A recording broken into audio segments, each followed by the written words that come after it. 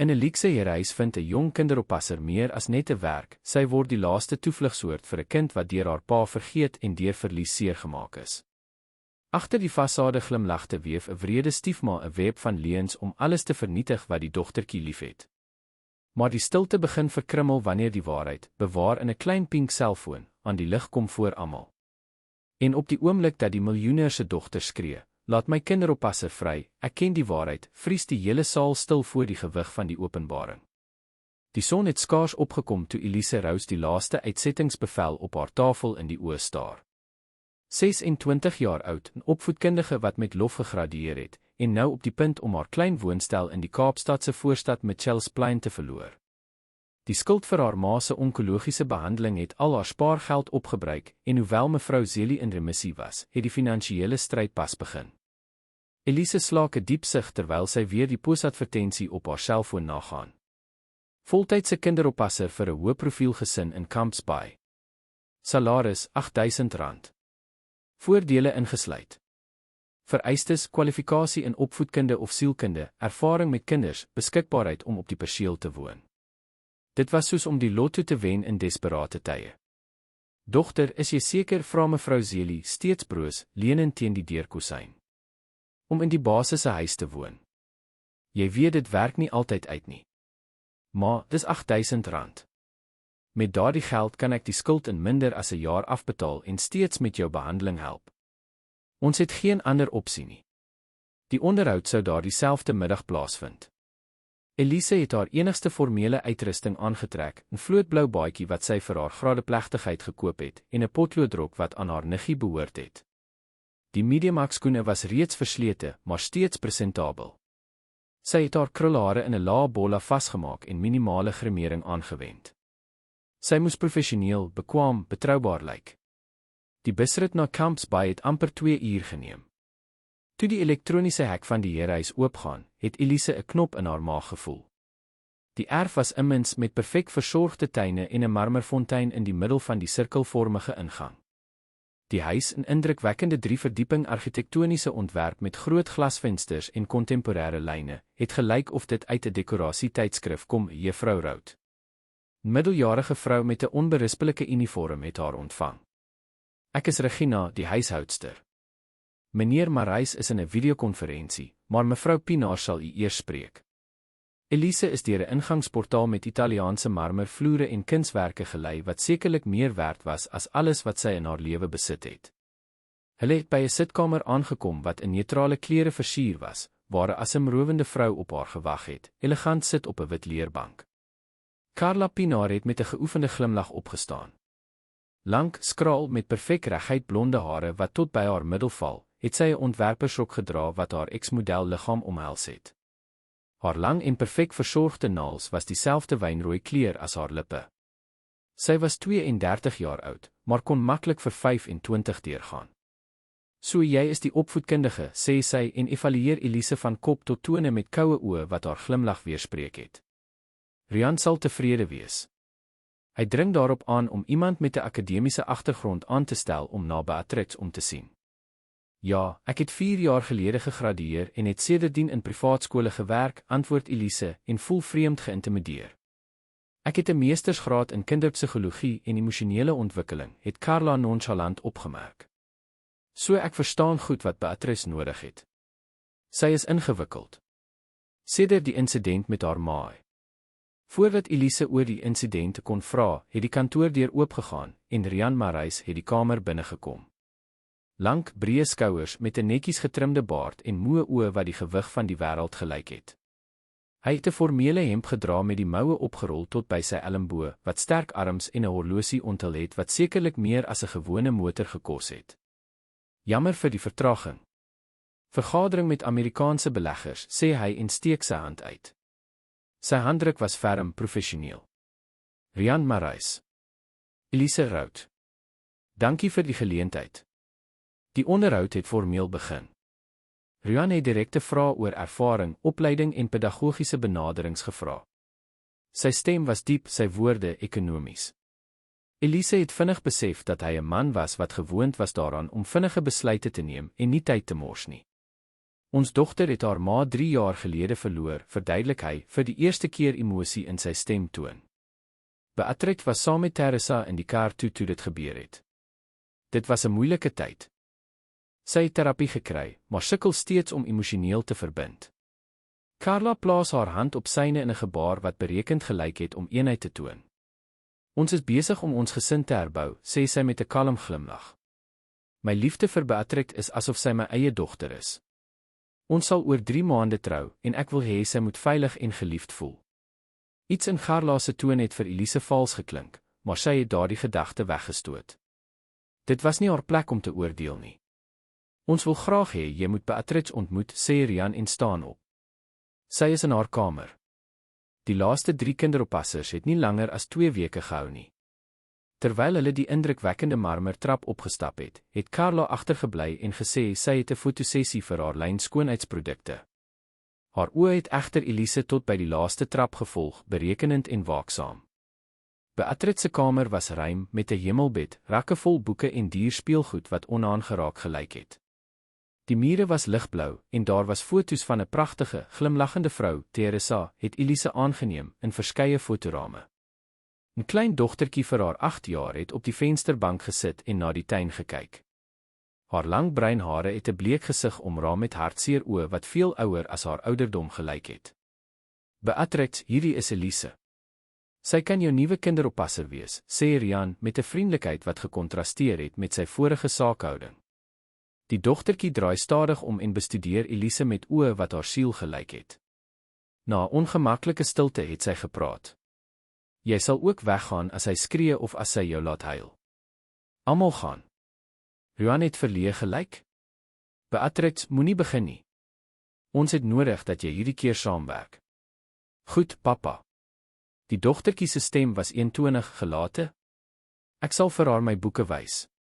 Toe Rian uitgaan en die deur toemaak, het Beatrix aangehou om na Elise te kyk met daardie vreemde kalmte. Jy lyk anders, sê sy uiteindelik. Anders hoe? Ek weet nie. Jou hande het eelte. En jou skoene is verslete.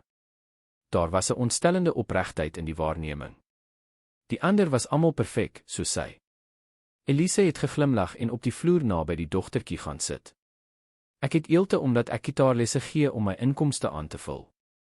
En my skoene is verslete omdat ek nie tyd of geld gehad het om nuus te koop nie.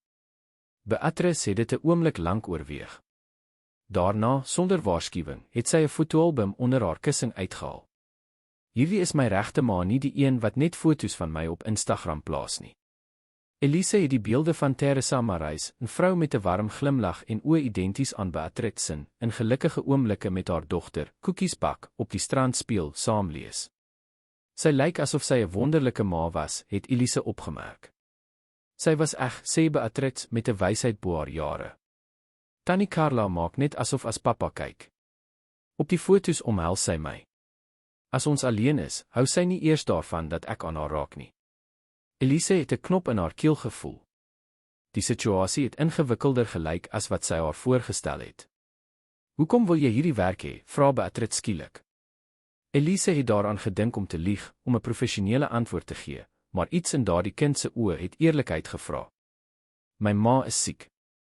Ek het die geld nodig om die hospitaalrekeninge te betaal en te voorkom dat ons ons huis verloor. Beatrix knik, asof dit vir haar heeltemal sin maak. Ten minste het jy 'n regte rede. Die ander wou net naby my pa wees omdat hy ryk en aantreklik is.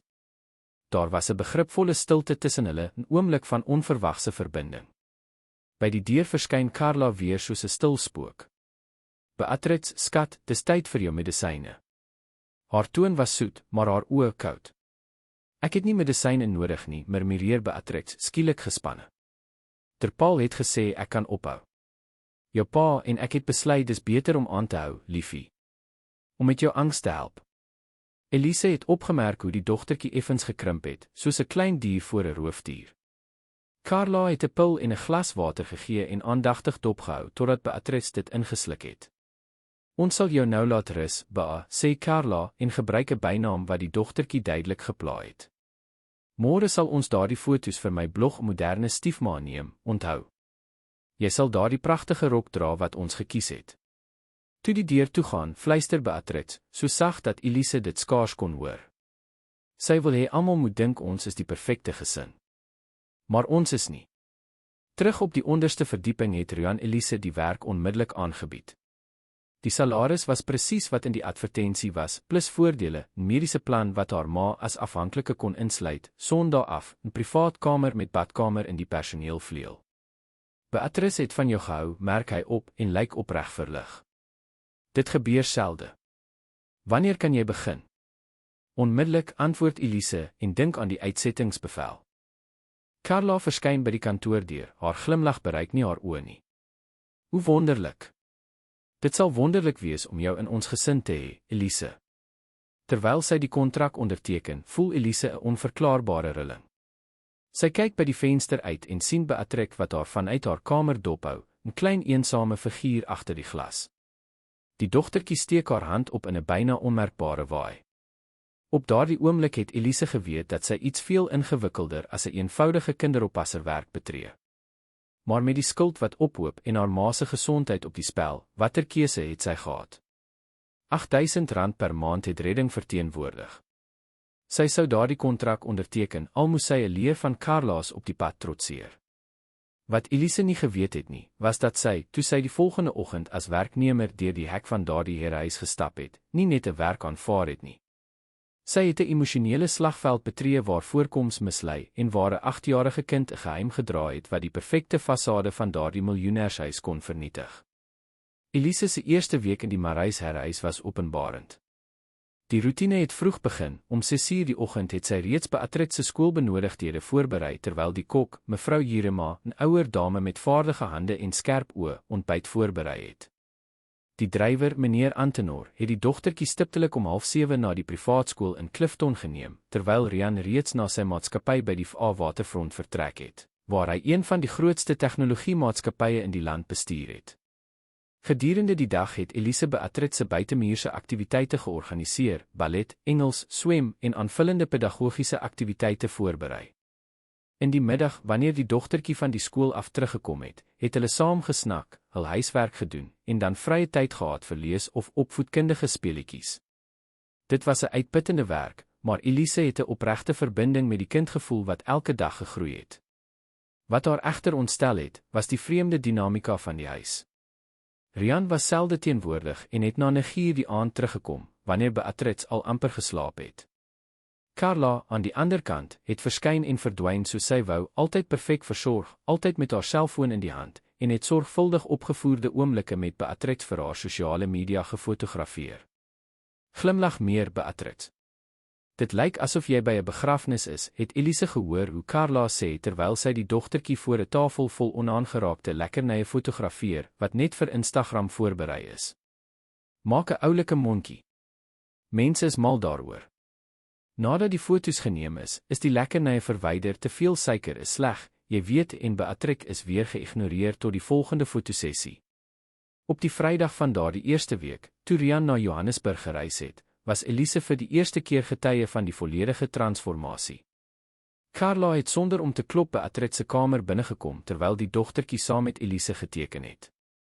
Kan jy ons asseblief alleen laat, sê die verloofde met 'n koue glimlag. Ek moet met my dogter praat.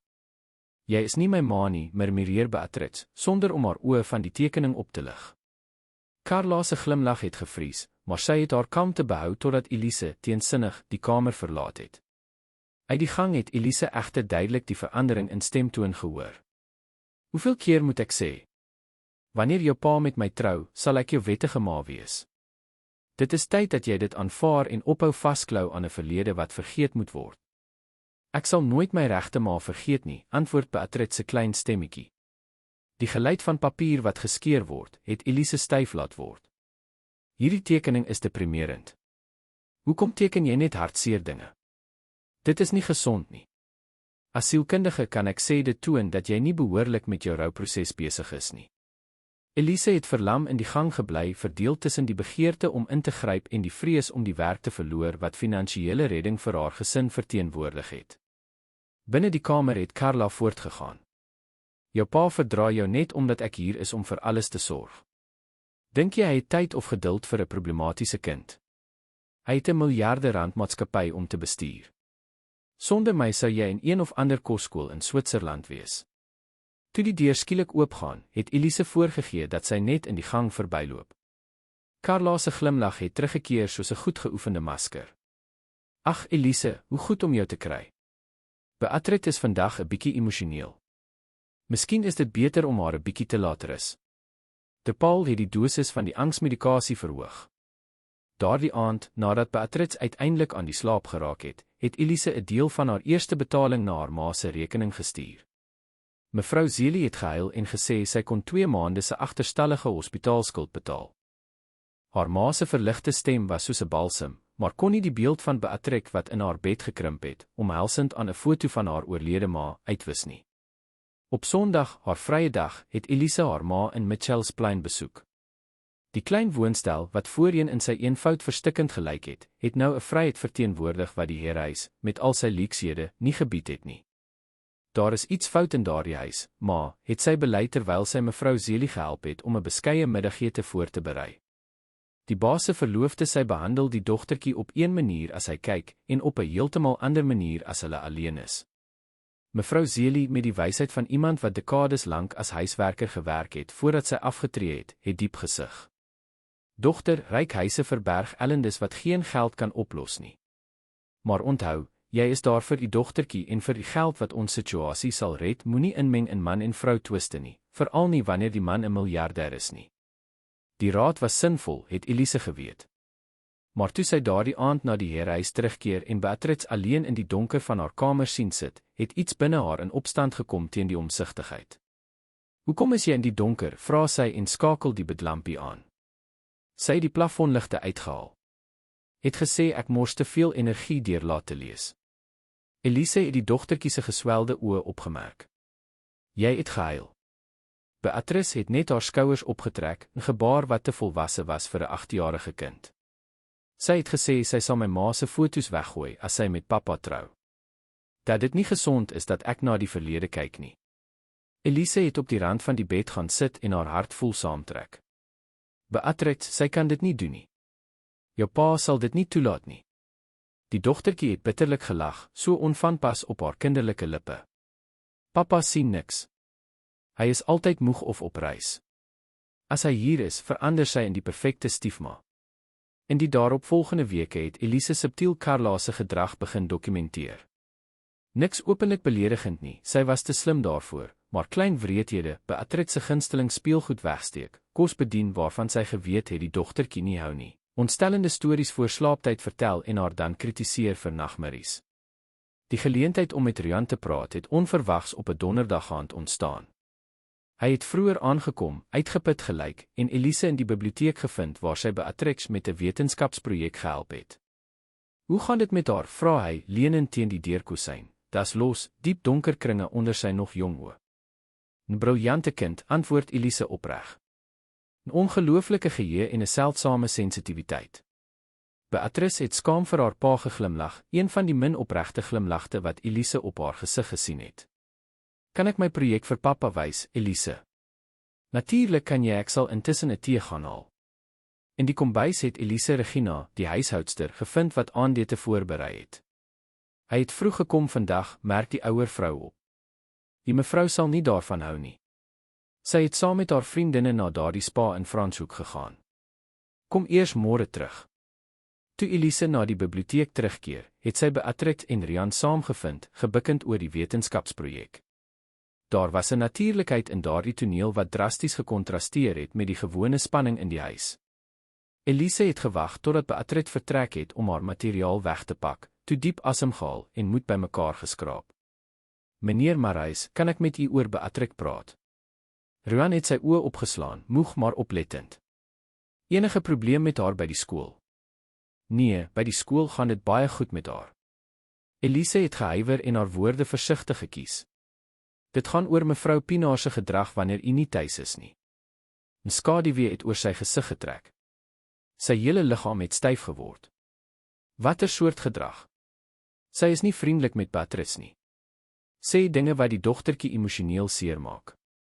Praat op 'n wrede manier oor haar ma, suggereer dat u nie geduld met u eie dogter het nie, dat u haar net verdra as gevolg van haar.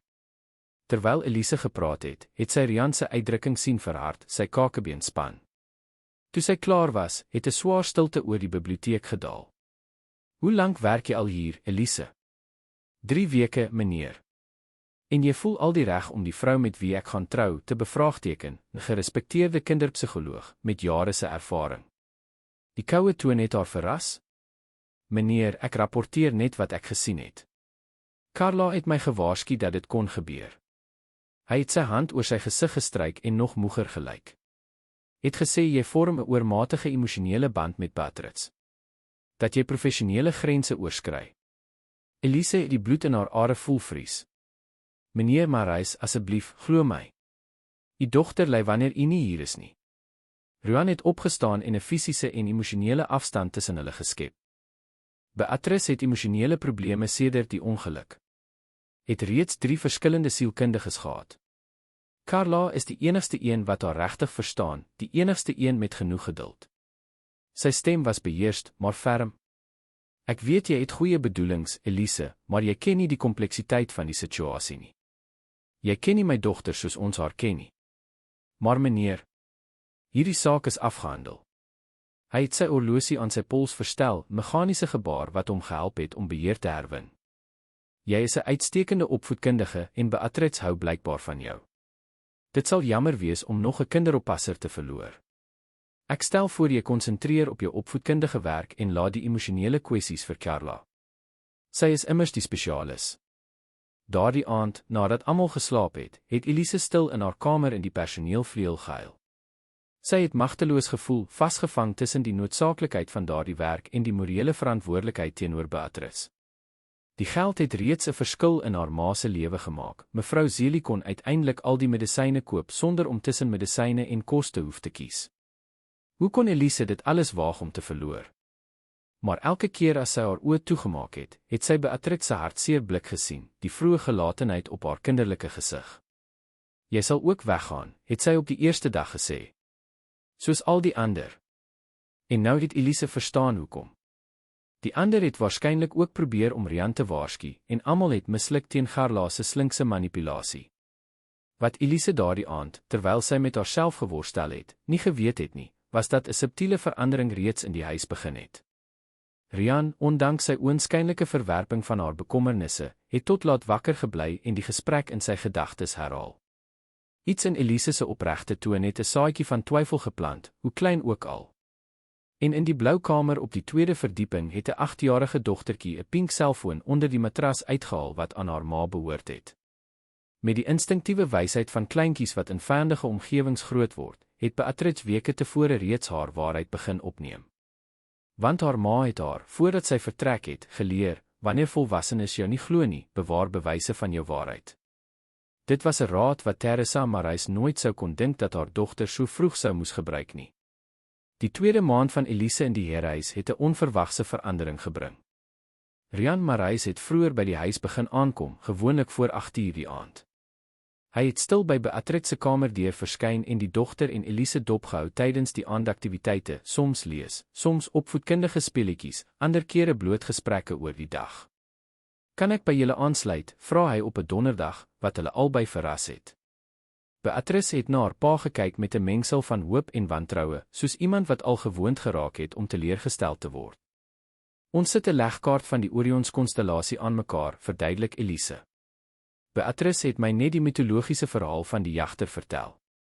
Rian het op die sagte mat gaan sit en sy das losgemaak. Sy vingers, gewoond daaraan om miljoenerskontrakte te onderteken, het onbeholpe tussen die klein legkaartstukke gelyk. Jou ma was mal oor sterrekunde, merk hy op, soos iemand wat gevaarlike terrein toets. Onthou jy hoe sy die sterre in die lig uitgewys het toe ons na Hermanus gegaan het? 'n Opreg glimlag het Beatrix se gesig verlig, iets so skaars dat dit Elise se hart laat saamtrek het. Sy het gesê die sterre is vensters waar mense vir wie ons lief is ons kan bespied, antwoord die dogtertjie, haar stem versag toe sy oor haar ma praat. Rian sluk swaar, sy oë effens waterig. Dit was die eerste keer dat Elise om enige kwesbaarheid sien toon het. Sy het dit inderdaad gesê, stem hy saam, sy stem 'n bietjie is. Daardie aand het die begin van 'n nuwe roetine gemerk. Rian het begin om aandete met Beatrix te eet, om stories voor slaaptyd te lees, om af en toe oor naweke vir staptogte in die tuin of besoeke aan die dieretuin te verskyn. Die herehuis, voorheen stil soos 'n mausoleum, het weer lewe gekry. Die verandering het Carla nie ontgaan nie. Elise het opgemerk hoe sy haar teenwoordigheid verskerp het, hoe sy oomblikke tussen pa en dogter begin onderbreek het, hoe sy aangedring het om met diergeskenke en uitgebreide programme te verskyn wat die eenvoudige oomblikke wat Rian en Beatrice herbou het, verdring het. Liefie, jy lyk so moeg, het Carla tydens 'n sondagontbyt opgemerk en Rian se skouers gemasseer terwyl hy langs sy dogter die koerant gelees het. Moet jy nie daardie kontrakte op kantoor hersien nie? Ek kan Beatrice na daardie kinderspa in Clifton neem. Ek het reeds vir vandag bespreek. Eintlik antwoord hy, sonder om sy oë van die koerant af te haal, het ek vir Ba beloof dat ons vanmiddag na die planetarium sou gaan. Carla se glimlag het vir 'n breekdeel van 'n sekonde gewankel. Planetarium. Maar dis so basies. Ek het gedink ons kan iets spesiaals doen. Die planetarium is spesiaal vir ons. Rian het uiteindelik na haar gekyk, sy oë ferm. Dit was 'n program wat ons met Teresa gedoen het. Dit was die eerste keer dat Elise hom die oorlede vrou so direk voor Carla sien noem het. Die naam het soos 'n klip in die atmosfeer geval en onsigbare golwe van spanning geskep. Carla het styf geword, maar het vinnig herstel, haar glimlag het teruggekeer soos 'n goed opgeleide masker. Natuurlik, liefie. Wat 'n wonderlike idee. Ek sal graag saam met julle wil gaan. Eintlik het Beatrice gesê, haar stem klein maar vasberade, wou ek hê dit moes net ek en pappa wees. Soos voorheen. Die stilte wat gevolg het, was te genoeg om met 'n mes te sny. Elise, wat naby die eetkamerdeur gestaan het, het haar asem opgehou. Beatrice, Carla se stem het daardie soet toon gekry wat Elise geleer het om as 'n voorloper van wreedheid te herken, moenie selfsugtig wees nie. Ons is nou 'n gesin. Al 3. Goed, Carla, het Rian ingegryp, tot almal se verbasing. Miskien is dit goed vir Beatrice om tyd alleen met my te hê. Ons kan 'n ander program doen, net ons twee, 'n ander dag. Carla se oë het verhard, maar haar glimlag het gebly. Soos jy verkies, liefie. Ek sal die besonderhede van die verlovingsdiner met die versierder afhandel. Later daardie selfde dag, terwyl Rian en Beatrice gereed gemaak het om uit te gaan, het Elise Carla in haar kantoor aan die telefoon gehoor. Die deur was half oop en die ex-model se stem het ontsnap, gespanne en beheerst. Nee, jy verstaan nie, Regina. 3 jaar om dit te bou. 3 jaar om elke stap te bereken om my toekoms te verseker. Ek gaan nie alles verloor as gevolg van 'n problematiese kind en 'n bemoeisieke kinderoppasser nie. Daar was iets skrikwekkends in die koue van daardie stem, in die helderheid waarmee Carla haar ware bedoelings onthul het toe sy gedink het sy is alleen. Die uitstappie na die planetarium was transformerend vir Beatrice. Sy het teruggekom met stralende oë, geselsend oor sterre en planete, en haar pa se hand vasgehou met 'n natuurlikheid wat sy lanklaas getoon het. Daardie aand, vir die eerste keer sedert Elise in die herehuis aangekom het die dogtertjie sonder nagmerries geslaap. Die daaropvolgende weke het 'n stadige, maar konstante blom gebring. Rian het begin om videokonferensies na die huis oor te plaas, en het soms vanuit sy tuiskantoor gewerk om meer teenwoordig te wees. Beatrice het weer met helder kleure begin teken, stories tydens aandete vertel, en gelag en geluid wat vreemd en nuut geklink het in die voorheen stil gange van die herehuis. Vir Elise was die transformasie bevredigend om te eien. Meer nog, dit was onmoontlik om nie op te merk hoe Rian ook anders gelyk het nie. Die spanning in sy gesig het versag. Hy het meer geglimlag, het sy dogter met 'n oplettende blik dopgehou wat verwondering en spyt oor verlore tyd gemeng het. En dan was daar die oomblikke tussen hulle, Elise en Rian. Aandgesprekke op die stoep nadat Beatrice geslaap het. Hy het gevra oor die dogtertjie se vordering, oor pedagogiese tegnieke, oor boeke en films. Sy het stories van haar eenvoudige, maar gelukkige kinderjare in Mitchells Plain gedeel, oor haar ma se siekte gepraat en geleidelik onthul wie sy was agter die effektiewe werknemer. Jy het lewe teruggebring in hierdie huis, het hy een aand gesê, terwyl hulle 'n bottel wyn onder die sterre in die tuin gedeel het. Nie net vir Beatrice nie. Vir my ook. Die blik wat hulle gedeel het 'n sekonde langer geduur as wat gepas sou wees tussen baas en werknemer. Elise het haar oë weggeslaan, skielik bewus van die gevaar van daardie gebied. Ek doen net my werk, antwoord sy, maar haar stem het die emosie verraai wat sy probeer wegsteek het. Ruan het effens geglimlag, soos iemand wat 'n sagte leuen herken. Ons weet albei dis nie waar nie. Daardie oomblik het tussen hulle gehang, nie gekonkretiseer nie, maar ook nie ontken nie, 'n potensiaal wat nie een van hulle gereed was om te konfronteer nie. Die volgende dag het die gevolge van die verandering in die gesinsdinamika duidelik geword.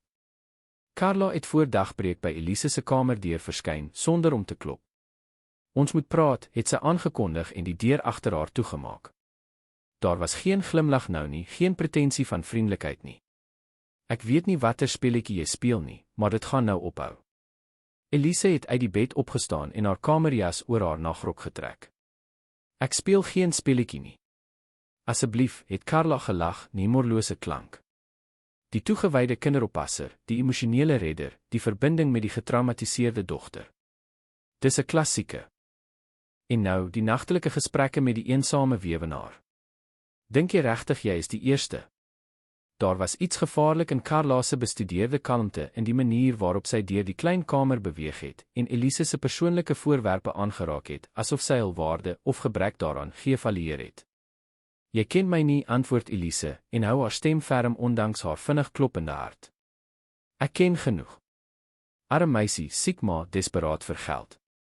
Rian is 'n maklike teiken, is dit nie?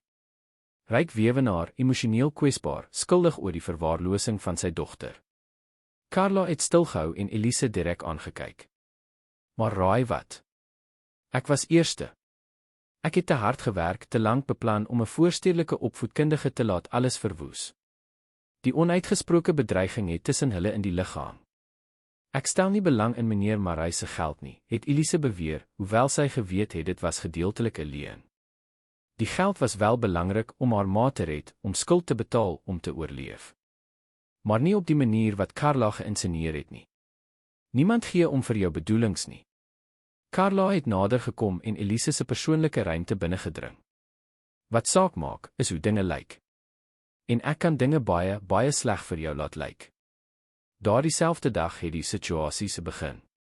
Carla het Beatrice toegelaat om laat te slaap, wat haar laat was vir skool, en het toe aan Rian voorgestel dat Elise vergeet het om die dogtertjie wakker te maak. Sy het 'n belangrike middagete met beleggers in die herehuis gereël sonder om Elise in te lig, en dit het gelyk asof sy 'n raserige aktiwiteit met Beatrice op dieselfde tyd beplan het uit onverskilligheid.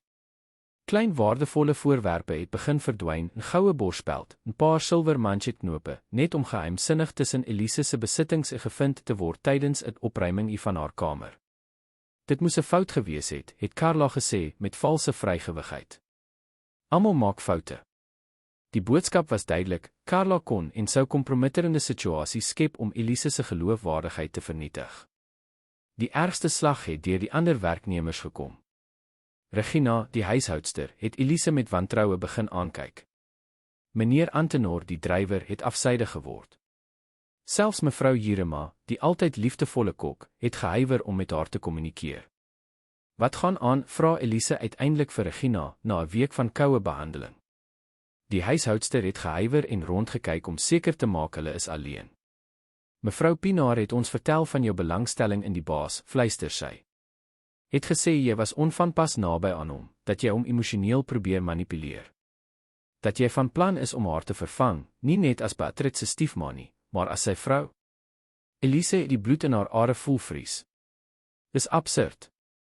Sy het boodskappe gewys, Elise. Van sy selfoon na joune. Watter boodskappe? Ons het nooit persoonlike boodskappe uitgeruil nie. Regina het haar blik weggeslaan, ongemaklik. Kyk, ek het in hierdie huis gewerk toe mevrou Teresa nog geleef het.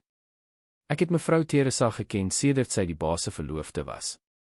Sy was 'n spesiale vrou, vriendelik, maar sterk so staal binne. Die ouer huishoudster het gehuiwer. Ek het nooit gedink mevrou Carla was van dieselfde kaliber nie, maar dit is nie my plek om te oordeel nie. Die implikasie was duidelik, die ouer werknemer sou die stabiliteit van die huis beskerm, selfs al sou dit beteken om teen Elise te wees. Daardie aand, terwyl sy Beatrice met haar huiswerk gehelp het Elise opgemerk dat die dogtertjie ongewoon stil was en haar met oplettende oë dopgehou het. Wat is fout, ba, vra sy en gebruik die bynaam wat nou natuurlik gekom het. Sy het gesê jy gaan ook weggaan. Dat alle kinderoppassers weggaan, want niemand verdra problematiese kinders vir lank nie. Elise se hart het saamgetrek. Dit is nie waar nie. Ek gaan nêrens heen nie. Beatrice het Elise se gesig vir 'n lang oomblik bestudeer, asof sy na tekens van 'n leuen gesoek het. Beloof jy? Ek beloof. Later, nadat sy Beatrice laat slaap het, het Elise Rian in die gang gekry. Hy het bekommerd gelyk, sy selfoon in sy hand.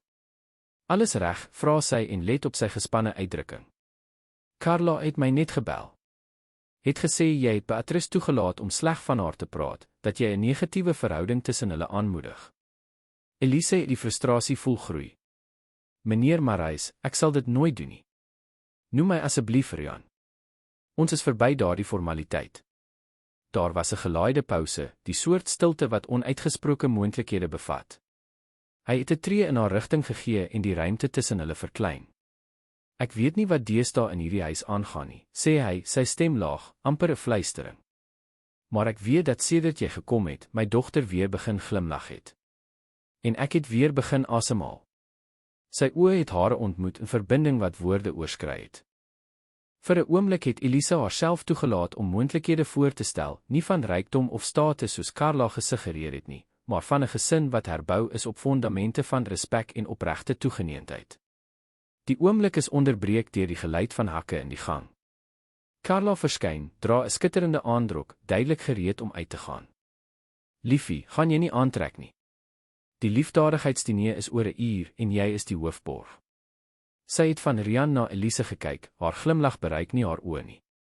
Ag Elise, voor ek vergeet, ons moet môre 'n paar veranderinge aan Beatrice se roetine bespreek. Ek is bekommerd oor die oormatige tyd wat sy met jou deurbring. As sielkundige vrees ek dat sy 'n ongesonde emosionele afhanklikheid ontwikkel. Rian het vir 'n oomblik verward gelyk, asof hy tussen twee teenstrydige realiteite verdeel was. Ons kan dit na die geleentheid bespreek, sê hy uiteindelik. Natuurlik, liefie. Ek het dit net belangrik geag om te noem. Terwyl die egpaar weggestap het, het Elise 'n koue rilling oor haar rug gevoel. Die blik wat Carla oor haar skouer gegooi het, het 'n duidelike boodskap bevat. Die oorlog het pas begin, en sy was van plan om ten alle koste te wen. Wat Elise daardie aand, terwyl die herehuis geslaap het, nie geweet het nie, was dat Beatrice weer met die pink selfoon onder die dekens versteek was. In die afgelope maande het die dogtertjie sorgvuldig elke wrede opmerking, elke manipulasie, elke oomblik waarop Carla haar ware gesig ver van haar pa se oë getoon het, gedokumenteer. Mamma, fluister sy na die foto van Teresa op die skerm, ek bewaar die waarheid soos jy my geleer het. En eendag sal almal dit sien. My het aangebreek met stortreëns wat die herehuis se tuin in 'n romantiese filmstyl verander het. Terwyl sy die druppels wat teen die biblioteekvenster afloop, dopgehou het, kon Elise nie anders as om te dink hoe haar lewe in net 3 maande verander het nie. Die stiptelike salaris het haar in staat gestel om die helfte van haar ma se hospitaalskuld af te betaal. Mevrou Zeli het nou toegang tot al die nodige medisyne en het selfs 'n nuwe aanvullende behandeling begin wat Elise se mediese plan, deur Rian aangebied, ten volle gedek het. Maar die emosionele koste het al hoe hoër geword. Die stil oorlog tussen Elise en Carla het elke dag verskerp. Die verloofde se taktieke het meer gesofistikeerd geword, moeiliker om te identifiseer of aan te meld. Op haar sosiale media was Carla die perfekte moderne stiefma, sorgvuldig geredigeerde foto's het oomblikke van 'n gesinsverbinding getoon wat nooit werklik gebeur het nie. Gesinisalis, stiefma uit die hart, onvoorwaardelike liefde, die byskrifte was so vals soos die glimlag wat sy vir die kameras getoon het. Terselfdertyd, in die privaatheid van die herehuis, het Carla al hoe dieper twyfel in Rian se gedagtes begin plant. Liefie, ek het iets kommerwekkends opgemerk, het Elise Carla een aand hoor sê toe die paartjie gedink het hulle is alleen in die kantoor. Beatrice lyk asof sy 'n emosionele fiksasie op Elise ontwikkel wat vir my nie gesond lyk nie. Sy hou van Elise, dit is normaal, antwoord Rian, sy stem moeg na 'n lang dag se werk. Dit is nie net om van te hou nie. Dit is afhanklikheid. As kinderpsigoloog sien ek klassieke tekens van onseker gehegtheid. Die manier waarop sy voortdurend goedkeuring soek, hoe angstig sy word as Elise nie naby is nie. Dit bekommer my professioneel. Die stilte wat gevolg het, het soos lood geweeg. Elise, wat buite gestaan het met 'n teeblad wat sy na die kantoor wou neem, het haar asem opgehou. Wat stel jy voor, vra Rian uiteindelik. Ek dink ons moet haar begin voorberei vir die toekoms. Na ons troue sal ek amptelik verantwoordelik wees vir Beatrix. Ons moet 'n gesonde oorgang verseker. Carla se stem het daardie professionele toon gekry wat sy gebruik het om haar ware bedoelings te masker. Miskien is dit tyd om Elise se rol in haar lewe geleidelik te verminder. Elise het nie gebly om Rian se antwoord te hoor nie. Sy het stilweg weggestap, haar hart swaar van die sekerheid dat Carla die grond voorberei vir haar ontslag. Die troudatum, nou net 2 maande weg, het soos 'n doodsvonnis oor haar toekoms in die Herehuis gehang. Daardie aand, toe sy Beatrix in die bed gesit het, het Elise opgemerk dat die dogtertjie meer rusteloos as gewoonlik was. "Wat is fout, Ba? Is jy oor iets bekommerd?" Die dogtertjie het op die bed gesit en haar knieë teen haar bors omhels in verdedigende houding wat sy altyd aangeneem het wanneer iets haar diep gepla het. Tannie Carla het gesê dat jy na die troue sal weggaan. Dat kinderoppassers tydelik is, maar stiefma's vir altyd is. Elise het 'n golf van woede gevoel, nie net vir die berekende wreedheid gerig op 'n kind nie, maar vir die emosionele manipulasie wat daarop gemik was om angs en onsekerheid te skep. "Beatrix, kyk na my," vra Elise en hou die dogtertjie se hande saggies vas. "Onthou jy die belofte wat ek gemaak het? Ek sal nie weggaan nie, tensy jou pa my wegstuur, of tensy jy my nie meer hier wil hê nie." Die kind se oë, soos die van haar oorlede ma op die foto's wat in die kamer versprei was, het op Elise se gefokus. "Maar wat as hy my wegstuur?" Tannie Carla fluister dinge in sy oor as sy dink ek hoor nie. Daar was 'n wysheid bo haar ouderdom in daardie opmerking, 'n begrip van volwasse dinamika wat geen 8-jarige kind behoort te hê nie. "Jou pa is baie lief vir jou," antwoord Elise en kies haar woorde versigtig. "En hy probeer die regte ding doen. Maar hy sien nie wat sy doen as hy nie kyk nie." Elise sluk swaar. Dit was waar, Rian, ondanks sy sake-intelligensie, het blind gelyk vir Carla se manipulasies. "Soms neem dit volwassenes lank om die waarheid te sien," sê sy uiteindelik. "Maar die waarheid vind altyd 'n pad." Beatrix het 'n oomblik lank stil gebly, asof sy daardie woorde oorweeg. Toe, tot Elise se verbasing, het sy haar hand na die bidkassie uitgesteek en 'n voorwerp wat onder die storieboek versteek was, gevat, 'n ou selfoon, met 'n pink omhulsel versier met sterre. Dit was mamma se, verduidelik die dogtertjie sag. "Pappa het haar goed weggepak na die ongeluk, maar ek het die selfoon geneem sonder dat hy geweet het." Elise kyk na die toestel, verward. "Beatrix, jy moenie." "Mamma het my geleer hoe om die kamera te gebruik toe ek 5 was," onderbreek die dogtertjie, haar stem kry 'n verrassende erns. "Sy het gesê ek het 'n oog vir detail, dat ek eendag 'n wonderlike fotograaf sou wees." Met klein maar vaste vingers het Beatrix die selfoon ontsluit en die videogalery oopgemaak. Daar was tientalle video's, sorgvuldig volgens datum georganiseer. Toe Tannie Carla slegte dinge vir my begin sê het ek onthou wat mamma gesê het toe die kleuterskoolonderwyser is nie geglo het dat 'n seun my knyp nie. "Wanneer volwassenes jou nie glo nie, bewaar bewyse van jou waarheid." Elise se hart het vinniger geklop toe sy verstaan wat sy sien. "Jy het haar opgeneem." Beatrix knik, haar oë groot en ernstig. "Ek het begin op die dag toe sy my tekening van mamma geskeur het. Ek steek die selfoon op verskillende plekke weg, op die boekrak, onder die kussing, soms in my skooltas." Elise het stom geslaan gekyk terwyl Beatrix 'n paar van die video's gewys het. Carla wat hard met die dogtertjie praat, Teresa se herinneringe afkraak en suggereer dat Rian die 'n problematiese dogter net uit verpligting verdra. In een besonder ontstellende video het Carla vir 'n kamera geglimlag, blykbaar besig om inhoud vir haar sosiale media te verfilm en Beatrix liefdevol omhels, net om die dogtertjie rofweg weg te stoot en haar hande aan haar rok af te vee sodra die amptelike opname afgeskakel is. "My God, Beatrix," fluister Elise en voel gelyktydig verskrik oor die wreedheid en beïndruk deur die dogtertjie se geesteenwoordigheid. "Hoe lank bewaar jy dit al?" "Van die begin af," antwoord Beatrix eenvoudig. "Ek het amper 2 jaar se video's." Sy dink ek is net 'n dom kind. Elise het 'n knop in haar keel gevoel. Die moed van daardie kleintjie, die veerkragtigheid om stilweg haar lyding te dokumenteer en te wag vir die regte oomblik. "Het jy dit vir jou pa gewys?" Beatrix se gesig het geval. "Ek het een keer probeer verlede jaar." Sy het gesê ek het die video's geredigeer, dat dit my verbeelding was wat gewerk het as gevolg van die trauma. Pappa het haar geglo omdat sy 'n sielkundige is en verstaan van gemoed wat deur verlies versteur is. Die bitterheid in die kinderstem was byna ondraaglik om te hoor. Daarna het ek besluit om te wag en meer bewyse bymekaar te maak. Elise het die dogtertjie omhels en haar klein lyfie effens voel bewe. Jy is ongelooflik, weet jy? Jou ma sou so trots wees op jou moed. 'n Enkele traan het oor Beatrix se gesig geloop. Soms droom ek dat mamma vir my sê om sterk te wees, dat die waarheid uiteindelik sal seëvier. Is dit net 'n droom of kan sy my regtig van die sterre af sien? Elise het haar eie oë voel nat word.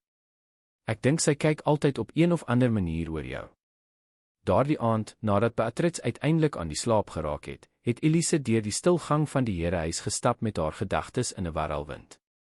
Die video's was die bewys wat Carla kon ontmasker, maar dit het ook 'n risiko ingehou. As Rian weer nie glo nie, as Carla die situasie weer kon manipuleer, kon die gevolge vir Beatrix verwoestend wees. Sonder om dit te besef, het haar voetstappe haar na die agterstoep gelei, waar sy Rian alleen gevind het, besig om die reën te bepeins met 'n glas whisky in sy hand. Kan jy ook nie slaap nie, vra hy en beduie na die stoel langs hom. Elise het gehuiwer toe gaan sit. Die klam lig van die reënerige nag het die geur van die tuinblomme gedra en 'n byna droomagtige atmosfeer geskep. Dink te veel, antwoord sy. Rian het haar gesig vir 'n oomblik bestudeer, asof hy haar gedagtes probeer lees het. Carla, dink jy is te geheg aan Beatrix? Die openhartigheid van die stelling het haar verras. En wat dink jy? Ek dink jy is die beste ding wat met my dogter gebeur het sedert Teresa vertrek het. Die gebruik van die sagte woord, vertrek in plaas van gesterf, het Elise nie ontgaan nie. Dit was asof Rian nog steeds nie die verlies ten volle kon konfronteer nie, selfs na 3 jaar. Beatrix is 'n ongelooflike kind, sê Elise. Intelligent, oplettend, veerkragtig. Soos haar ma, voltooi Rian, melankoliese halfglimlag op sy gesig. Teresa kon deur mense sien, hul ware bedoelings verstaan. Dit was byna 'n superkrag. Daar was 'n stilte, gevul net met die geluid van die reën. Rian, mag ek 'n persoonlike vraag vra? Hy knik en draai die glas tussen sy vingers. Hoekom is jy en Carla saam? Die vraag was waaghalsig, moontlik onvanpas, maar Elise moes verstaan. Rian haal diep asem en kyk na die donkerte van die tuin. Nadat Teresa weg is, het ek myself verloor. Ek het in my werk verdiep geraak, Beatrix verwaarloos, kon nie as 'n volledige mens funksioneer nie. Sy stem was laag, byna belydenisagtig. Carla het 'n jaar later by 'n liefdadigheidsgeleentheid van die maatskappy verskyn. Sy was 'n vrywilliger en het met getraumatiseerde kinders gewerk. Het professionele hulp vir Beatrix aangebied. Dit het gelyk asof dit 'n antwoord op my gebede was, iemand wat kinderlike rou verstaan, wat my kon help om weer met my dogter te verbind. En toe. Sy was altyd teenwoordig, het altyd ondersteuning gebied. Geleidelik het sy 'n konstante in ons lewens geword. Die romantiese verhouding het natuurlik gebeur. Of dit is ten minste wat ek gedink het. Hy het gepauseer en 'n sluk van die whisky geneem. In die afgelope maande het ek myself afgevra of dit wel natuurlik was of dit sorgvuldig beplan was. Die erkenning het Elise verras. Wat bedoel jy? Carla weet altyd presies wat om te sê, hoe om haarself aan te bied, hoe om in die openbaar te verskyn. Die beeld van die perfekte stiefma, die bekwame professionele, die toegewyde verloofde. Rian het omgedraai om haar direk aan te kyk. Maar sedert jy gekom het, sedert Beatrix weer begin oopmaak het ek begin om teenstrydighede op te merk. Asof daar 2 verskillende Carlas is. Elise se hart het vinniger geklop. Dit was die eerste aanduiding dat Rian nie heeltemal blind was vir sy verloofde se manipulasies nie. En die troue, vra sy versigtig. Rian het vir 'n lang oomblik stil gebly. Dit is oor 8 weke geskeduleer. Uitnodigings gestuur, ligging bevestig, spyskaart geproer. Sy stem het krag verloor. Carla werk hieraan vir byna 'n jaar. Dit sal 'n geleentheid wees vir 500 mense. Die roem van die Kaapstadse samelewing sal daar wees. Dit beantwoord nie my vraag nie. Hul blikke het mekaar in die skemerte van die stoep ontmoet, die reën het 'n gordyn van privaatheid om hulle geskep. Jy het gevra hoekom ons saam is, nie of ons gaan trou nie, merk hy op, 'n ligte glimlag op sy lippe. En is daar 'n verskil? Al hoe groter blyk dit. Die oomblik wat gevolg het, was gelaai met onuitgesproke moontlikhede, met gevoelens wat tussen hulle geflits het soos die mis oor die tuin. Rian het sy hand uitgesteek, sy vingers raak byna aan Elise se op die armleuning van die stoel. Daar is oomblikke wanneer ek myself afvra hoe my lewe sou wees as ek jou vroeër ontmoet het, sê hy, sy stem amper 'n fluistering. In ander omstandighede. Die geluid van hakke op die houtvloer het die oomblik onderbreek. Carla verskyn by die stoepdeur, haar gesig 'n perfekte masker van terloopsheid, maar haar oë waaksaam soos die van 'n roofdier. Hier is julle, merk sy op, haar ligte toon weerspreek die spanning in haar liggaam. Praat oor Beatrix, verbeel ek my.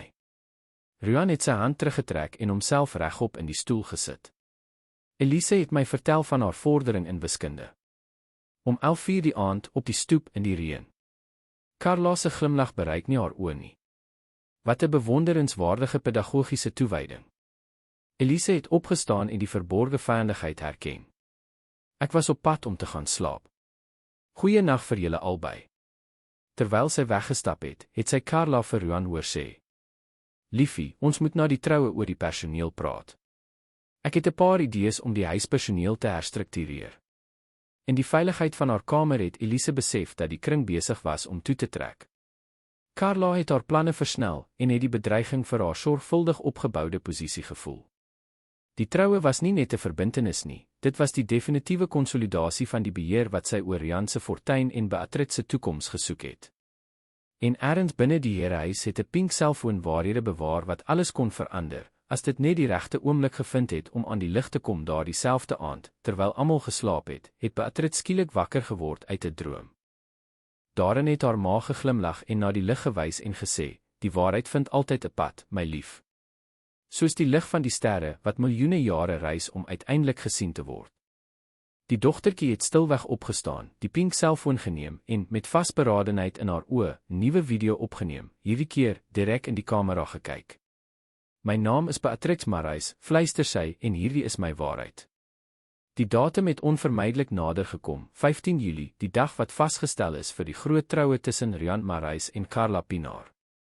Die voorbereidings het die herehuis oorgeneem, versierders, organiseerders en verskaffers het deur die gange gewoel en die reeds luukse ruimte in iets nog indrukwekkender verander. 'n Kristalstruktuur is in die tuin opgerig, waar 500 gaste die huwelik sou vier wat deur die samelewingsblaaie reeds as die gebeurtenis van die jaar in Kaapstad bestempel is. Vir Elise was elke nuwe blommerangskikking, elke stofmonster, elke spyskaartproe soos 'n aftelling na die einde van haar verblyf in daardie huis. Die spanning het daagliks gegroei, tasbaar soos die vogtige Kaapstadse lug in daardie vroeë winter. Die verandering het op 'n reënerige Dinsdag gekom toe Rian haar na sy kantoor geroep het. Sy gesig was gespanne, die diep donker kringe onder sy oë het slegte nagrus verraai. Carla het elegant in die leunstoel langs hom gesit, geklee in 'n onberispelike wit pak wat haar nog meer laat lyk het soos die suksesvolle uitvoerende beampte wat haar sosiale media beweer het sy was. Elise, ons moet oor die toekoms praat, het Rian begin, sy stem beheerst, maar met 'n effense bewing wat net iemand wat hom goed geken het, sou opmerk. Sy het geknik en regop voor hulle twee gestaan, en het vreemd gevoel soos 'n beskuldigde voor 'n hof. Na die troue sal daar 'n paar veranderinge in die huis se struktuur wees. Rian het gelyk of hy sy woorde versigtig kies. Carla sal die volle sorg vir Beatrix oorneem, as haar ma. Dit is 'n natuurlike oorgang, het Carla ingegryp, haar glimlag perfek gekalibreer om vriendelik te lyk, maar triomfantlik vir Elise. As kinderpsigoloog weet ek hoe belangrik dit is vir Beatrix om 'n gesonde moederlike band met my te ontwikkel. Die teenwoordigheid van 'n kinderoppasser wat so emosioneel betrokke is, sou hierdie proses bemoeilik. Elise het 'n knop in haar keel gevoel, maar het ferm gebly. Ek verstaan. Wanneer moet ek vertrek? Na die verlovingsdiner, antwoord Rian, sonder om haar blik te ontmoet. Aan die einde van hierdie week. 3 dae. Sy het net 3 dae oor in die herehuis gehad, 3 dae om van Beatrix afskeid te neem, om 'n manier te vind om die dogtertjie te beskerm nadat sy vertrek het. Jy sal 'n ruim vergoeding ontvang, het Rian voortgegaan en aan 'n paar papiere op die tafel gepeter. 3 keer die waarde wat in die kontrak ooreengekom is, asook 'n onberispelike aanbevelingsbrief. Ons sal ook jou ma se mediese plan vir nog 6 maande behou, om die voortsetting van die behandeling te verseker. Dit is baie vrygewig van ons kant, het Carla bygevoeg, die ons klink soos 'n steek in Elise se hart. Veral as ons die omstandighede in ag neem. Daar was 'n verborgde beskuldiging in daardie woorde, 'n insinuasie wat in die lug gehang het. Rian het uiteindelik sy oë opgeslaan, en wat Elise in hulle gesien het haar verras, nie koue of onverskilligheid nie, maar 'n diep konflik, byna 'n stil pleidooi. Elise was voorbeeldig in haar pligte, sê hy in 'n verdediging wat selfs vir sy eie ore swak geklink het. Beatrice het akademies baie vordering gemaak onder haar leiding. Niemand bevraagteken jou professionele bevoegdheid nie, het Carla sagkens teruggekap. Slegs die geskiktheid van jou teenwoordigheid na die troue. Toe Elise uit die kantoor stap, het sy vreemd kalm gevoel, asof sy buite haar eie liggaam sweef. Dit was geen verrassing nie, sy het geweet hierdie oomblik sou kom sedert die gesprek met Carla maande gelede. Wat haar verras het, was die pyn intenser as wat sy verwag het. Nie net vir die verlore werk of vir die geld wat haar ma gehelp het nie, maar vir die band met Beatrice, vir die oomblikke met Rian, vir die lewe wat sy kortliks as moontlik in daardie huis gesien het. Die moeilikste sou wees om Beatrice te vertel. Die dogtertjie het reeds soveel verloor, haar ma, jare se verbinding met haar pa, en nou sou sy die enigste persoon verloor wat haar werklik gesien het, wat na haar geluister het, wat haar teen Carla se subtiele gif beskerm het. Elise het haar in die kamer gevind, gebukkend oor 'n sterrekinde boek, 'n geskenk wat Rian na die planetarium uitstappie gekoop het. "Ba," roep sy saggies en sit op die rand van die bed. "Ons moet praat." Iets in die toon van haar stem moes die dogtertjie gewaarsku het, want sy het dadelik die boek toegemaak, haar groot oë op Elise gerig met vrees. "Jy gaan weggaan." Dit was nie 'n vraag nie, maar 'n konstatering, asof Beatrice reeds geweet het, reeds vir hierdie slag voorberei het. "Jou pa en Carla dink dat dit na die troue beter sou wees as sy die sorg vir jou ten volle oorneem." Beatrice het nie gehuil nie, nie geskree nie, nie geprotesteer nie. In plaas daarvan het haar klein gesig daardie gelate uitdrukking aangeneem wat Elise se hart gebreek het, die uitdrukking van 'n kind wat te vroeg geleer het dat volwassenes haar sou teleurstel, dat haar emosionele behoeftes altyd tweede sou kom. Wanneer? Na die verlovingsdiner, Vrydag. Beatrice het stadig geknik en die inligting geabsorbeer. Toe, tot Elise se verbasing, het sy haar hand na haar skooltas uitgesteek en 'n klein kartontoos wat met stiltekeninge versier was, uitgehaal. "Ek het dit vir jou gemaak. Ek wou dit op jou verjaarsdag gee, maar ek dink ek moet dit nou gee." Binne in die doos was 'n handgemaakte halsnoer, kleurvolle klippe en klein metaalsterre, duidelik deur Beatrice se klein, vaardige hande aan mekaar gesit. "Dit is konstellasies," verduidelik die dogtertjie. "Ek het Orion hier geplaas, want dit was die eerste legkaart wat ons saam gebou het. En hier is die klein beer, want jy het gesê dit wys altyd die pad huis toe, maak nie saak waar ons is nie." Elise het die trane wat sy in die kantoor teruggehou het, uiteindelik voel oorloop. "Dit is die mooiste geskenk wat ek nog ooit ontvang het," sê sy en sit die halsnoer aan. "Ek sal dit altyd dra om my aan jou te herinner." Beatrice het haar toe omhels met 'n verrassende krag vir haar grootte. "Ek wil nie hê jy moet weggaan nie," fluister sy teen haar skouer. "Ek weet, my lief. Ek wil ook nie gaan nie. Sy sal weer sleg wees vir my as jy nie hier is nie." Elise het saggies weggestoot en Beatrice se gesig tussen haar hande gehou. "Luister, Ba. Wat jy vir my gewys het, die video's op die pink selfoon, is baie belangrik. Hou aan om jou waarheid te bewaar, soos jou ma jou geleer het. En wanneer die regte oomblik aanbreek, wanneer jy voel dit is veilig, wys dit vir jou pa. Hy sal nie glo nie. Hy glo nooit. Eendag sal hy. Die waarheid vind altyd 'n pad, onthou." Beatrice se oë het effens verwyd. "Dit is wat mamma in my droom gesê het." Daardie aand, terwyl sy haar goed in die klein kamer van die personeelvleuel pak, het Elise 'n sagte klop aan die deur gehoor. Rian was daar, nog moeger as tydens die vergadering. "Mag ek inkom?" Sy knik, bewus van die eenvoud van die ruimte in teenstelling met die weelde van die res van die herehuis. Haar min besittings was byna almal in die 2 tasse op die bed. "Hoe het Beatrice die nuus ontvang?" vra hy en bly naby die deur, asof hy bang was om verder te gaan. Soos jy sou verwag dat 'n 8-jarige kind die nuus sou ontvang dat die persoon wat sy vertrou weggestuur word. Die antwoord was harder as wat Elise bedoel het, maar sy het nie meer die energie gehad om die waarheid te versag nie. Rian het sy hand deur sy hare gevee, 'n gebaar wat sy geleer het om as 'n teken van sy ongemak te herken. "Dit is nie so eenvoudig nie, Elise. Eintlik is dit redelik eenvoudig, Rian. Jy kies Carla bo die emosionele welstand van jou dogter." Die stilte wat gevolg het, was dig gelaai met alles wat die afgelope maande nie tussen hulle gesê is nie. "Daar is iets tussen ons," sê hy uiteindelik, sy stem amper 'n fluistering.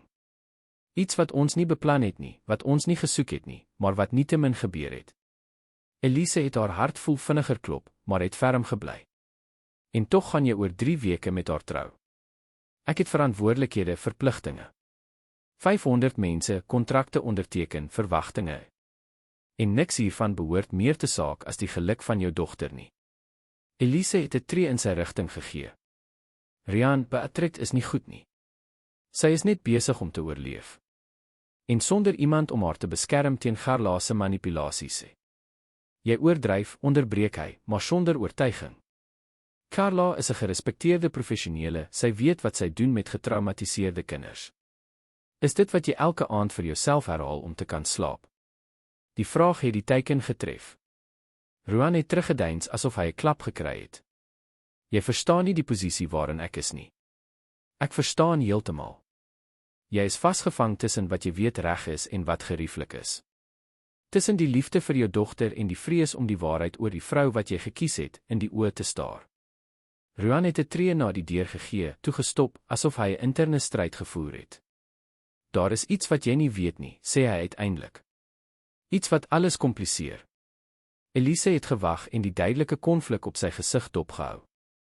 Carla het gedreig om 'n aansoek om toesig in te dien as ek die verloving verbreek. Sy het vriende in die kinderbeskermingsraad, verbindings met gesinsregters. As 'n bekende kinderpsigoloog kon sy maklik argumenteer dat ek 'n nalatige, emosioneel onbeskikbare pa is. Dat Beatrix beter onder haar sorg sou wees. Elise se bloed het gevries. Sy sou dit nie doen nie. Sy sou. En sy kon wen. Ruan het verslaan gelyk. Ek het Teresa reeds verloor. Ek kan nie waag om Beatrix ook te verloor nie. Die onthulling het nuwe lig op die situasie gewerp. Dit was nie net lafhartigheid of gerief wat Rian in daardie verhouding vasgevang gehou het nie, maar opregte vrees om sy dogter te verloor. Hoekom vertel jy my dit nou, vra Elise. Hoekom nie vroeër nie? Omdat ek wou hê jy moes verstaan. Dat ek jou nie weggestoot het uit keuse of onverskilligheid nie. Hy het 'n tree vorentoe gegee en die afstand tussen hulle verklein. Wat ek vir jou voel, is eg, Elise. Eger as enigiets wat ek gevoel het sedert Teresa vertrek het. Maar ek is vasgekeer. Vir 'n oomblik het hulle net na mekaar gekyk, 2 volwassenes vasgevang in omstandighede wat hulle nie ten volle beheer het nie, verbind deur gevoelens wat hulle nie die vryheid gehad het om te verken nie. Daar is 'n ander uitweg, sê Elise uiteindelik. Beatrix het bewyse. Bewyse van Carla se gedrag wanneer jy nie teenwoordig is nie. Video's wat sy self opgeneem het, na aanleiding van 'n raad wat Teresa haar jare gelede gegee het. Ruan se uitdrukking het van verwarring na skok verander. Waarvan praat jy? Voordat Elise kon uitbrei, het die geluid van hakke in die gang hulle gewaarsku. Carla verskyn by die oop deur, haar glimlag vries toe sy Rian in Elise se kamer sien. Liefie, ek het na jou gesoek. Die persbeampte is aan die telefoon, wil 'n paar besonderhede vir die troubedekking in rooi rose bevestig. Die oomblik was verbreek. Ruan het teruggedeins, sy uitdrukking het weer gesluit. Ek is op pad. Toe hy uitgaan, het Carla vir 'n oomblik gebly, haar blik op Elise gerig. Jy het dit amper reg gekry, is dit nie, sê sy, haar toon vals terloops. Die ryk weewenaar, emosioneel kwesbaar, die behoeftige dogter wat jou aanbid. Dit was naby. Dit het nooit oor geld gegaan nie, antwoord Elise, te moeg om Carla se speletjie te voed. Almal sê dit. Carla het liggies gelag en haar perfek versorgde naels ondersoek. Maar op die ou end gaan dit altyd oor geld. Of dink jy ek is saam met Rian vir sy intellektuele gawes? Die direkte erkenning van haar finansiële motivering het Elise verras. Hoekom sê jy dit vir my? Omdat jy oor 3 dae weggaan en Rian of Beatrix nooit weer sal sien nie. Omdat niemand jou teen my sou glo nie. En veral Carla het nader gekom, haar duur parfuum het Elise se persoonlike ruimte binnengedring, omdat ek wil hê jy moet weet dat ek gewen het. Die verlovingsdiner geskeduleer vir Vrydag aand sou Elise se laaste dag in die herehuis wees. Die Kaapstadse elite sou teenwoordig wees, sakemanne, politici, bekendes, almal bymekaar om die verbintenis van die miljarde Rian Marais met die pragtige en talentvolle kinderpsigoloog Carla Pinaar te vier. Moderne sprokie, het die sosiale rubrieke gesê. Die weewenaar wat weer liefde gevind het, die toegewyde professionele wat gehelp het om die gesin se emosionele wonde te genees, die pragtige dogtertjie wat 'n nuwe ma sou kry. Op donderdag aand, die aand voor die geleentheid, het Elise Beatrix op die vensterbank van haar kamer gevind, besig om die sterre wat in die Kaapstadse lig verskyn het, dop te hou. Ek kan nie slaap nie, sê die dogtertjie toe Elise inkom. Ek dink aan môre. Ek weet, my lief. Ek dink ook. Beatrice het omgedraai om na haar te kyk, haar uitdrukking skielik vasberade. Ek het vandag iets gedoen. Wat? Die dogtertjie het die pink selfoon gevat, nou 'n bekende teenwoordigheid tussen hulle. Ek het 'n laaste video opgeneem. Anders as die ander. Sy het op speel gedruk en Elise het Beatrix se ernstige gesig die skerm sien vul. Op die opname het die dogtertjie direk in die kamera gekyk en met 'n verrassende helderheid gepraat. My naam is Beatrix Marais. Ek is 8 jaar oud. My ma het my geleer dat wanneer volwassenes jou nie glo nie, jy bewyse van jou waarheid moet bewaar. So dit is wat ek die afgelope 2 jaar gedoen het. Ek het opgeneem hoe Carla Pinaar, my pa se verloofde, my behandel wanneer niemand kyk nie. Ek het die wrede dinge opgeneem wat sy oor my ma, oor my pa, oor my sê. Ek het opgeneem wanneer sy voorgee vir die Instagram-kameras en my dan wegdruk. Ek het alles opgeneem omdat ek weet dat eendag iemand my sal glo. En as jy hierdie video sien, hoop ek dat daardie iemand jy is. Die opname het voortgegaan met Beatrix wat metodies verduidelik het, hoe sy die selfoon op verskillende plekke weggesteek het, hoe sy geleer het om die video's op skool te redigeer in die rekenaarklasse, hoe sy die duidelikste en onbetwisbare oomblikke van Carla se wreedheid gekies het. Toe die video geëindig het, was Elise sprakeloos. Die kalmte, die artikulasie, die vasberadenheid van daardie kind was indrukwekkend. Wat is jy van plan om hiermee te doen, vra sy uiteindelik. Beatrice het haar skouers opgetrek, 'n gebaar wat onvanpas gelyk het op haar klein kinderlyf. Ek weet nog nie. Maar môre sal almal hier wees, pappa se familie, sy vriende, belangrike mense. As niemand anders my glo nie, sal hulle dalk glo. 'n Koue rilling het Elise deurkruis. Wat Beatrix beplan het, kon katastrofaal wees, of dit kon presies wees wat Ruan nodig gehad het om uiteindelik die waarheid te sien. Dit is baie ernstig. As jy dit in die middel van die verlovingsdiner doen. Ek weet dis riskant, onderbreek die dogtertjie, haar stem verrassend volwasse. Maar ek is moeg om bang te wees vir haar, Elise. Ek is moeg om voor te gee. Mamma het gesê die waarheid vind altyd 'n pad. Miskien is dit die pad. Elise kyk na die klein figuur teen die sterrehemel, so broos in voorkoms, maar met 'n innerlike krag wat haar ouderdom uitgedaag het. Teresa het 'n kryger grootgemaak en selfs die afwesigheid van haar ma kon daardie erfenis nie uitwis nie. Wat jy ook al besluit om te doen, sê Elise uiteindelik, weet dat ek aan jou sy sal wees. Tot my vertrek en selfs daarna in gedagte.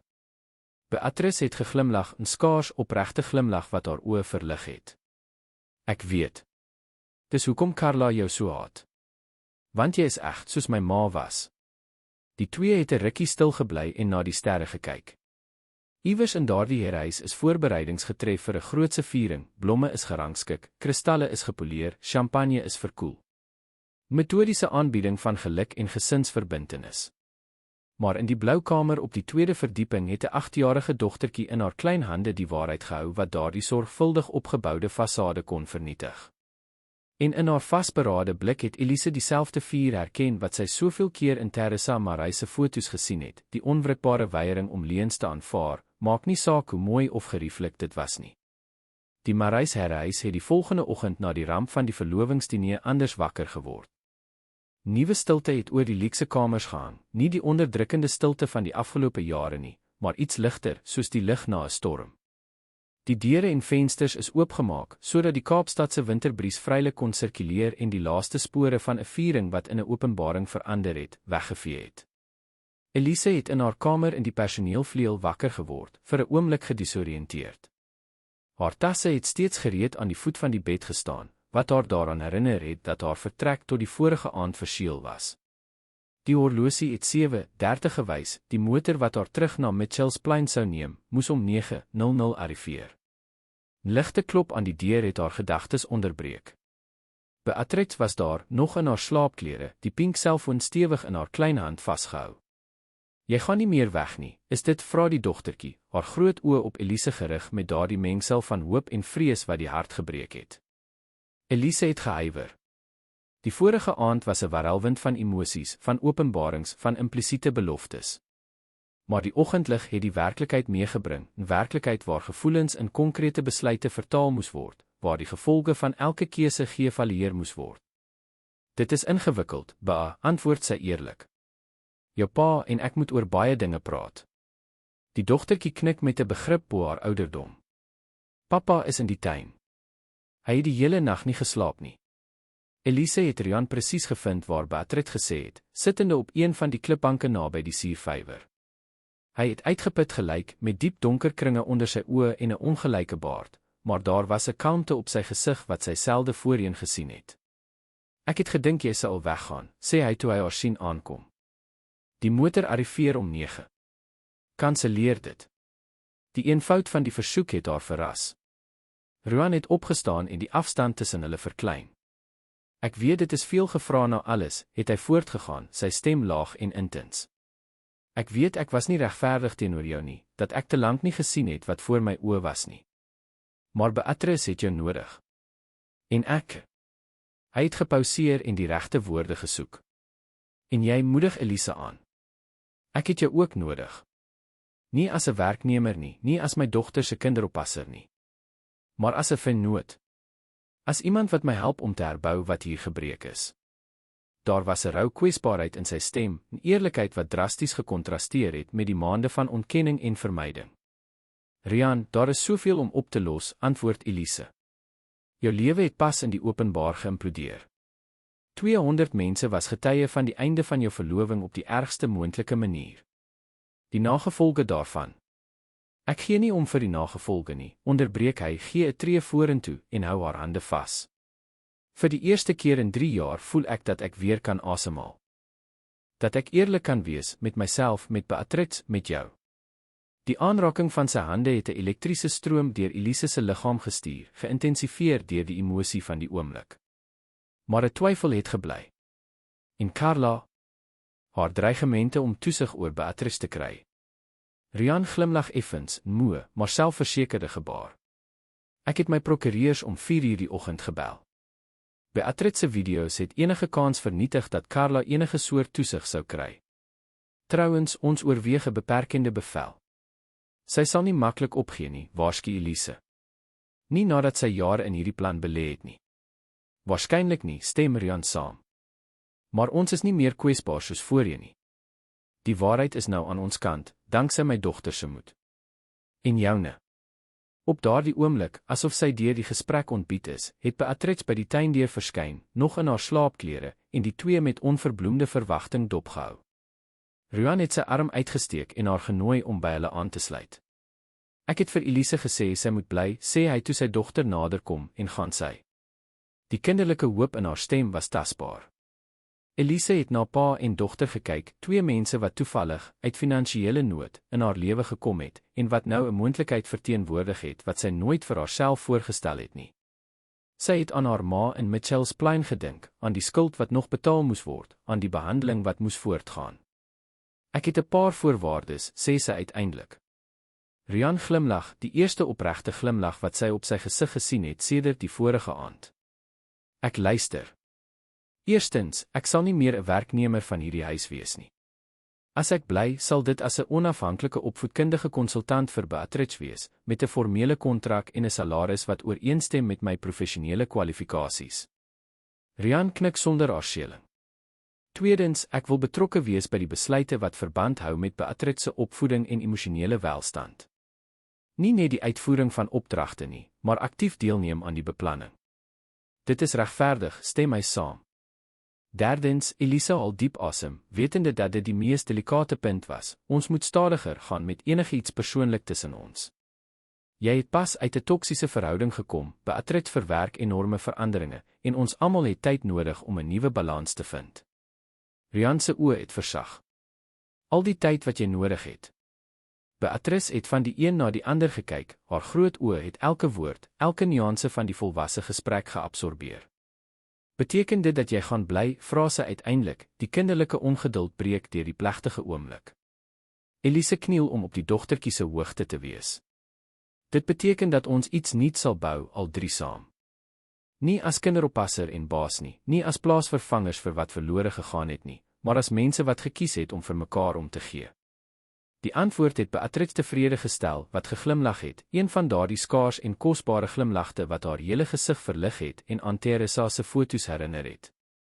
Die somer het in Kaapstad aangebreek en het die intense hitte en 'n nuwe roetine vir die Marais herreis meegebring. Die veranderinge was geleidelik, maar diepgaande. Die eerste en mees sigbare was Elise se skuif van die personeelvleuel na 'n onafhanklike woonstel agter op die eiendom, 'n ruimte wat oorspronklik as 'n skilderatelier vir Teresa ontwerp is en sedert haar vertrek gesluit gebly het. Sy sou wou hê dat hierdie ruimte gebruik word deur iemand wat lief is vir kuns en opvoeding, sê Rian en gee Elise op 'n Desemberoggend die sleutels. Die tweede verandering was die transformasie van die ou gastekamer in 'n studeerruimte vir Beatrix, met rakke vol boeke, 'n professionele teleskoop wat na die sterre gerig is en mure bedek met kaarte en interaktiewe bordjies. Daar het Elise persoonlike opvoedkundige projekte ontwikkel, wat die dogtertjie se natuurlike nuuskierigheid gestimuleer het. Die derde verandering, en miskien die mees beduidende, was die geleidelike terugkeer van vreugde na daardie huis. Dit het begin met klein dingetjies, musiek tydens ontbyt, bordspelletjies op Vrydagoggende, geïmproviseerde piknieks in die tuin. Geleidelik het lag weer deur die marmergange weergalm, wat die laaste spore van die onderdrukkende atmosfeer wat Carla geskep het, verdryf het. Die skandaal van die verbreekte verloving, soos Rian voorspel het nagevolge gehad.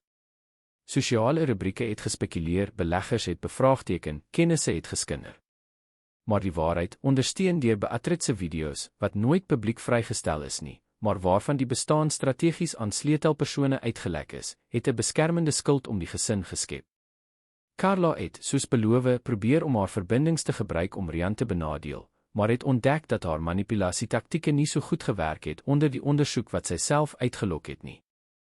In Januarie, toe Kaapstad gewoel het met die somerhitte, het Elise haar ma na die herreis geneem.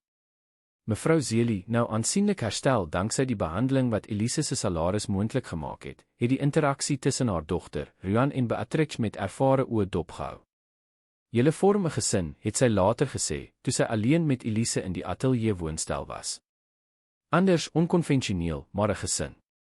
Ons begin net ontdek wat ons is," antwoord Elise, bewus daarvan dat die afgelope maande 'n sorgvuldige dans van toenaderings en grense was. Rian het haar versoek om tyd gerespekteer, nooit gedruk nie, nooit definisies geëis nie. Hulle het verskeie kere per week saamgeëet, ure lank op warm someraande gesels, en die verantwoordelikheid vir Beatrix gedeel met 'n natuurlike vennootskap wat elke dag ontwikkel het. Daar was af en toe aanrakings, hande wat mekaar gevind het wanneer 'n boek aangegee is, skouers wat mekaar geraak het tydens 'n fliek, blikke wat 'n sekonde langer geduur het as wat nodig was. Maar niks is geformaliseer, benoem of gehaas nie. Soms, sê mevrou Zeli met die wysheid van iemand wat genoeg geleef het om verder as konvensies te sien, is die beste gesinne die wat ons bewustelik bou, elke baksteen versigtig kies, eerder as die waarin ons blootgebore word of waarin ons deur kontrak beland. In Maart, toe die herfs die onverbiddelike hitte van die Kaapstadse somer begin versag het Beatrix 9 jaar oud geword. Die partytjie was eenvoudig, net vir familie en nabye vriende, gehou in die tuin van die herreis. Die versiering, deur die verjaarsdagdogter self gekies, het 'n sterkende tema gehad, konstellasies wat in die bome gehang het, planete wat bo die tafels gesweef het, 'n koek in die vorm van die sonnestelsel. Tydens die viering het Beatrix op 'n stoel geklim, 'n gebaar wat nou 'n spesiale betekenis in die gesin gehad het, en almal se aandag gevra. "Ek wil dankie sê vir hierdie jaar," sê sy, haar stem klein, maar selfversekerd. "Dit was die eerste verjaarsdag sedert mamma vertrek het wat ek regtig wou vier." Die emosionele stilte het oor die tuin gedaal. Rian, wat naby Elise gestaan het diskreet haar hand vasgehou. "Mamma het altyd gesê die waarheid vind 'n pad," het Beatrix voortgegaan, haar oë blink van ingehoue trane. "En dit het. Nou het ons 'n ander, maar ware gesin." Daardie aand, nadat die gaste vertrek het en Beatrix uiteindelik aan die slaap geraak het, uitgeput, maar gelukkig, het Rian Elise op die stoep gevind, besig om dieselfde sterre te bepeins wat soveel belangrike gesprekke tussen hulle getuig het. "Sy is reg, weet jy," sê hy en sit langs Elise. "Oor dat ons 'n ander, maar ware gesin het. Elise glimlag en voel die bekende elektriese stroom toe Rian haar hand vat, 'n gebaar wat nou al hoe meer gereeld voorgekom het. 6 maande gelede het jy tyd gevra, het hy voortgegaan. Ek het dit gerespekteer, want ek het geweet ons moet iets solied bou, iets wat op meer as net aantrekking of gerief gebaseer is. En ons het, bevestig Elise. Ja, ons het. Hy draai om haar direk aan te kyk. So, ek vra nou, het ons nog meer tyd nodig? Die vraag het tussen hulle gehang, gelaai nie met druk nie, maar met moontlikheid. Elise het aan die afgelope maande gedink, aan die vertroue wat hulle gebou het, aan die uitdagings wat hulle saam oorkom het, aan die vennootskap wat natuurlik ontwikkel het. Sy het aan Beatrice gedink, wat nou beide haar en haar pa gesoek het wanneer sy probleme of vreugdes gehad het om te deel. Sy het aan haar ma gedink, gesond en gelukkig, wat onlangs opgemerk het, julle 3 dans om die onvermydelike soos tieners. Nee, antwoord sy uiteindelik. Ons het nie meer tyd nodig nie. Die soen wat gevolg het, was soos om huis toe te kom, bekend, hoewel dit die eerste was, asof hul lippe mekaar reeds van 'n ander tyd, 'n ander lewe geken het. In die herhuise tuin, maande later, het 'n eenvoudige seremonie amptelik verenig wat die lewe reeds verweef het. Daar was nie 500 gaste, of uitspattige versierings, of dekking in bekende tydskrifte nie. Slegs 50 geliefde mense was getuie toe Rian en Elise geloftes uitgeruil het onder 'n afdak van ligte wat Beatrice se gunsteling konstellasies nageboots het.